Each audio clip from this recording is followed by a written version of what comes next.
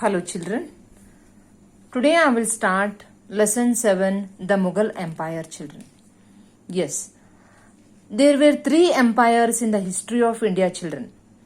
ನಮ್ಮ ಭಾರತದ ಇತಿಹಾಸದೊಳಗೆ ಅತ್ಯಂತ ಪ್ರಮುಖವಾದಂಥ ಸಾಮ್ರಾಜ್ಯಗಳು ಅಂದ್ರೆ one is Mauryan empire children, second one is Gupta empire and third one is Mughal Empire children. Yes, today I will start the Mughal Empire. Yes children, introduction part. See, Babur invaded India in 1526 children.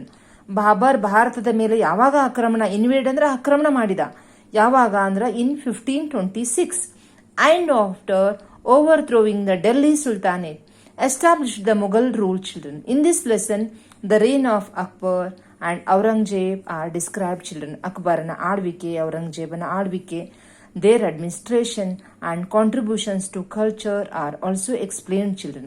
At the end, the causes for the decline of the empire are mentioned. Competencies children, appreciating Akbar's liberal policies and achievements, understanding how Aurangzeb's narrow-minded policies led to riots in the country and ultimately to the decline of the dynasty, appreciating how the Mughal emperors enriched the field of literature and art is deleted children, making on the map historical places relating to the Mughal era. Yes, there were 3 empires in the history of India children. Already I told, there were 3 empires in the history of India. One is, which one children?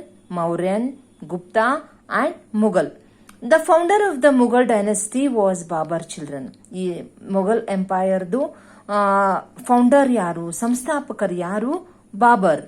He was ruling a small region children. He was ruling a small region, Pradesh in Afghanistan called Kabul. Kabul ಅನ್ನುವಂಥ ರೀಜನ್ಗೆ ಸೇರ್ಪಡೆಯಾದಂಥ ವ್ಯಕ್ತಿ, and was waiting for an opportunity to attack India which was rich and prosperous children. ಅವನಿಗೆ ಏನು opportunity ಅಂದ್ರೆ ಕಾಯ್ತಾ ಇದ್ದ, to attack India which was rich ಅಂದ್ರೆ ಶ್ರೀಮಂತ, prosperous ಸಮೃದ್ಧವಾದಂಥ ದೇಶ. Babar belong to the children, Babar belong to the Mongol race children. Mongol ಪ್ರಾಂತ್ಯದ ರೇಸಿಗೆ ಪಂಗಡಕ್ಕೆ ಸೇರಿದವ. The word Mughal comes from Mongol children. Word Mughal ಅನ್ನುವಂಥ ವರ್ಡ್ ಎಲ್ಲಿಂದ ಬಂತು ಅಂದ್ರೆ ಮಂಗೋಲ್ರಿಂದ ಬಂತು. Rose was introduced to India by Babar children. ಈಗ ನಾವು ರೋಸ್ ಏನು ಐತಲ್ಲ, ಅದನ್ನು ಯಾರು ನಮ್ಮ ಭಾರತಕ್ಕೆ ಇಂಟ್ರೊಡ್ಯೂಸ್ ಮಾಡಿದ್ರು ಅಂದ್ರೆ ಬಾಬರ್ನಿಂದ. Taking advantage of the growing weakness of the Delhi Sultans, Babur invaded Delhi. Already you learned children last class about Delhi Sultans. Yes, Babur invaded Delhi and ended their reign. But he could not stop at that because the Rajputs and the Afghans resisted him strongly. The brave warrior that he was Babur children. Babur great warrior, ಒಬ್ಬ ಶೂರ ಯೋಧ ಅವ, with his powerful weapons children. Weapon ಅಂದ್ರೆ ಆಯುಧಗಳಿಂದ forced the opposing armies to retreat children. Yes, soon Babur conquered Delhi children. Babur ಏನ್ ಮಾಡ್ದ, ಬೇಗನೆ ಡೆಲ್ಲಿನ ಗೆದ್ದುಕೊಂಡ. Agra and the surroundings areas and established his kingdom children. Kingdom ಅಂದ್ರೆ ಸಾಮ್ರಾಜ್ಯವನ್ನೇ ಎಸ್ಟಾಬ್ಲಿಷ್ ಮಾಡ್ದ. But he died soon. He's died ಅಂದ್ರೆ ಬೇಗನೆ ಸತ್ತ. He son Humayun ascended the throne children.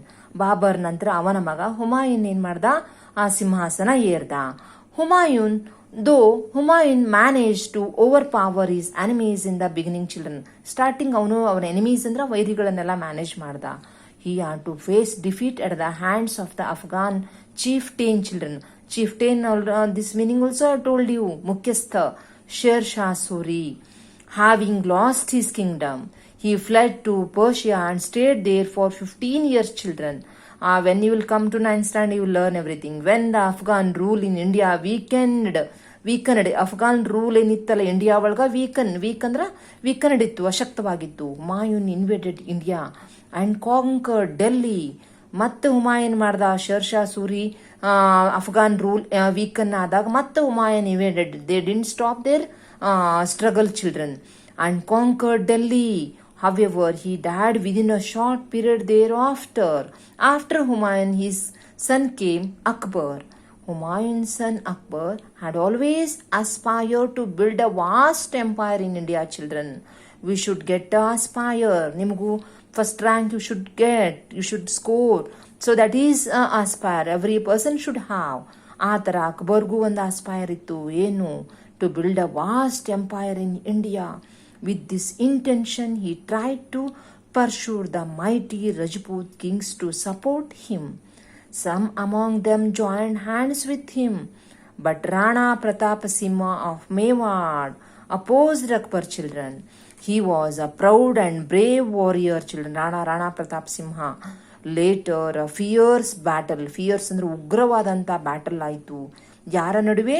Rana and Akbar took place at Haldighat, Rajasthan, children. Haldighat. Though Rana Pratap Singha was defeated, children. ಸೋತ ಅವನು in the battle. ಯಾವುದು? Rana Pratap and Akbar ನಡುವೆ ನಡೆದಂಥ battle, ಎರಡನೆಯ ಪಾಣಿಪತ್ ಏನಾಯ್ತಲ್ಲ, ಅವಾಗ ಯಾರು ಸೋತರು ಅಂದ್ರೆ ರಾಣಾ ಸೋತ in the battle. he did not bow down to Akbar, children. ಆದರೂ ರಾಣಾ ಪ್ರತಾಪ ಸಿಂಹನ್ ನಾವು ಮೆಚ್ಚಬೇಕು, ಅವ ಅಕ್ಬರನ ಮುಂದೆ ತಲೆ ಬಾಗಲೇ ಇಲ್ಲ. Thereafter, Akbar engaged himself actively in military campaigns for many years, children. As a result, he conquered Gujarat, Bengal, Kashmir, Kabul and other areas, children, and built a vast empire of yes, children. After that, he built a vast empire of Mughal, children. Next class, we will discuss Akbar's achievements, children. Next class, we will discuss. Thank you, children.